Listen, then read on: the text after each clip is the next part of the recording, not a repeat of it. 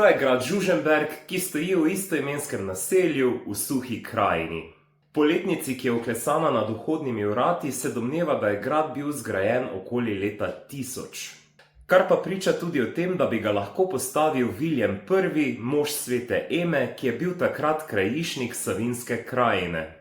Proti koncu 13. stoletja grad kupijo goriški grofje, po njihovem izumrtju v drugi polovici 14. stoletja pa lastniki gradu postanejo Habsburžani in nekaj časa bi naj bili najemniki gradu tudi celjski grofje. V 16. stoletju pa grad kot deželno knežjo posest odkupijo Turjačani oziroma Auerspergi, ki ga imajo v lasti vse do druge svetovne vojne.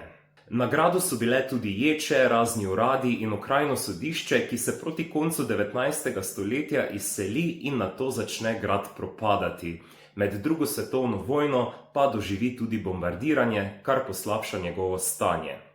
V 60. letih 20. stoletja pa se je potem začela obnova gradu. Leta 1996 pa z ustanovitvijo odbora za obnovo gradu grad dobi nov pogon in je danes središče kulturnega dogajanja v Žužemberku.